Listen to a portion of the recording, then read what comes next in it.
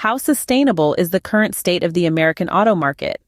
That's the question on many minds as we delve into the bubble that seems to be forming in this sector. To understand the situation, let's take a step back and look at the pre-pandemic state of the auto market. Prior to 2020, the auto market was humming along at a steady pace, but the onset of the pandemic led to a surge in auto loans as people sought reliable transportation in uncertain times. Over 100 million Americans now have a car loan, and auto loan debt in the country has skyrocketed to a record high of $1.5 trillion. The factors contributing to this bubble are many and complex. High car prices, for instance, are a significant burden on household budgets. The average monthly loan payment for a new vehicle is a staggering $725, while for a used vehicle it's $516. Inflation, too, has played a significant role in creating this bubble. Rising prices across the board have put a strain on many Americans' wallets, making it harder for them to keep up with their car payments. According to NBC News, a growing number of consumers are falling behind on their car payments, a clear indication of the immense pressure high car prices and inflation are putting on households. Another factor contributing to this bubble is the practice of lenders offering longer loan terms and reduced down payments. While these practices may make it easier for consumers to drive off the lot in a new car, they also make it harder for them to build equity in their vehicles.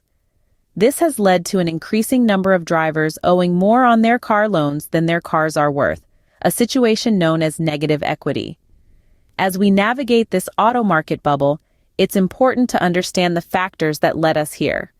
Inflation, high car prices, and questionable lending practices have all played a part. But understanding these factors is just the first step. As we move forward, we need to be mindful of these issues and work towards solutions that will create a more sustainable auto market for all. Is car ownership in America becoming a struggle? It seems that for many, the answer is a resounding yes. With the ongoing economic turbulence, the strain on household budgets is showing no signs of easing up. More and more, we're seeing the reality of what it means to own a car in these challenging times. The rise in car loan delinquencies paints a stark picture.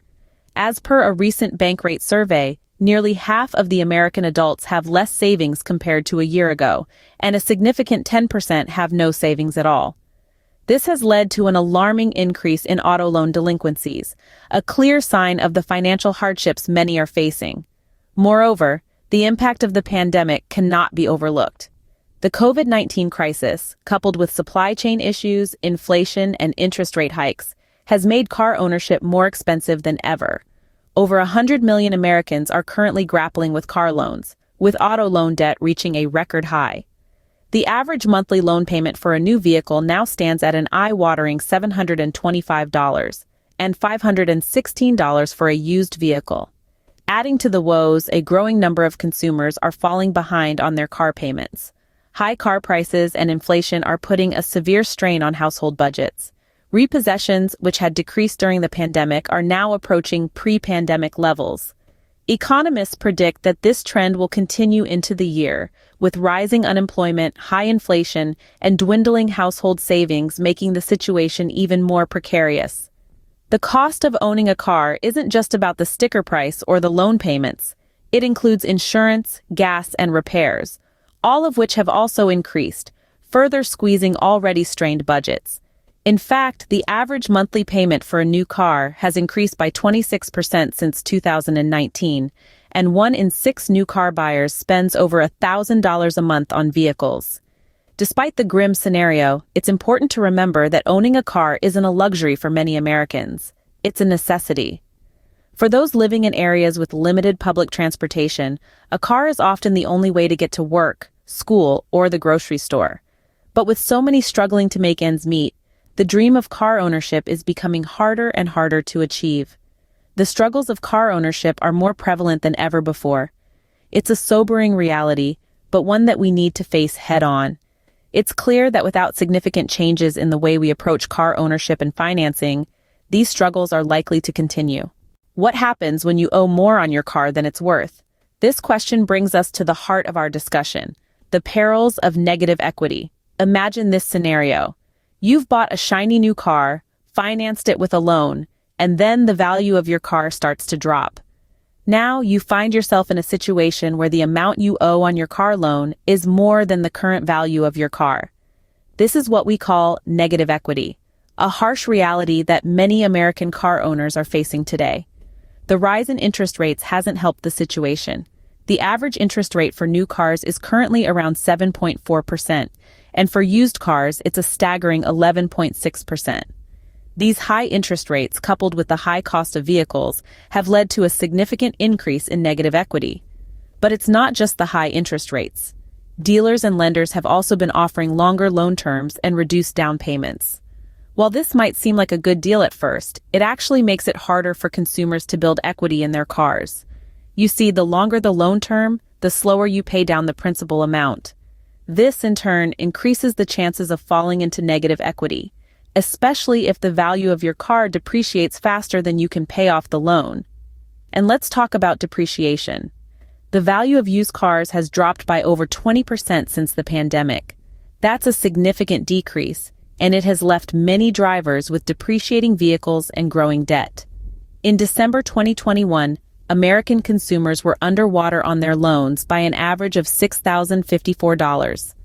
That's the highest it's been since April 2020. This surge in negative equity has led to an increase in auto loan delinquency rates and is expected to result in an estimated 1.5 million vehicle repossessions. Negative equity has become a harsh reality for many American car owners. It's a perilous situation that can lead to financial hardship, stress, and in worst cases, repossession. As we continue our discussion, we'll delve into the growing issue of repossessions, so stay tuned. What are the implications of the rising car repossessions? Now, it's important to remember that the economic slowdown has led to financial hardship for many Americans.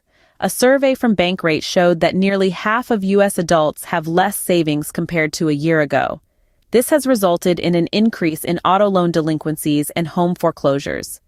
As the economy has slowed, people like Karen Lesage, a single mother, and Rick Burrows, who has been hit by the financial fallout of COVID-19, are facing the risk of losing their possessions due to falling behind on payments.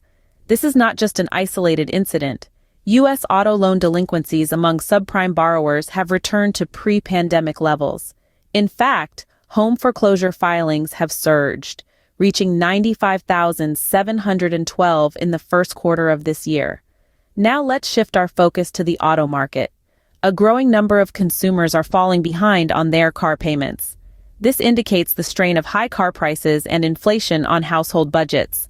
During the pandemic, repossessions decreased, but they have been approaching pre-pandemic levels in recent months. The rate of loan defaults is now higher than in 2019 for the lowest-income consumers. Economists predict that this trend will continue due to rising unemployment, high inflation, and dwindling household savings. The average monthly payment for a new car has increased by 26% since 2019, and 1 in 6 new car buyers spends over $1,000 a month on vehicles. This is a concerning situation as it has led to a surge in auto loan delinquency rates and is expected to result in an estimated 1.5 million vehicle repossessions. The surge in repossessions is therefore not just a statistic, but a stark reality reflecting the strain on the American economy. Is there a glimmer of hope in the midst of all this? Let's look at the used vehicle market. Recent data suggests that it's in better condition than in previous years. In fact, a study by IC Cars found that the average used car price has declined by over 5% from October 2022 to October 2023. Now, that's significant. It means that cars are becoming more affordable, which could potentially ease the financial burden on many car owners. This is particularly relevant for those who are struggling with their payments or are at risk of repossession. Even more interesting is the fact that prices of used electric vehicles have seen a substantial drop. They've dropped by a whopping 33.7%. This could potentially encourage more consumers to consider electric vehicles, which would not only be beneficial for the environment but also for their wallets in the long run, considering the rising costs of gasoline. We also see significant price decreases in hybrid vehicles, with prices falling by 9.6%. This again opens up more affordable options for car buyers, potentially easing the strain on their finances. And what about the car manufacturers? Well, it seems like they're adapting too. For instance, Audi is slowing down its rollout of electric car models due to consumer hesitation over high prices. This indicates a shift in the industry to meet the demands and financial capabilities of consumers. So what does this all mean? Well, it suggests that the auto market is starting to adjust. It's responding to the financial difficulties faced by consumers, and it's providing more affordable options. It's not going to solve all the problems overnight, but it's a step in the right direction.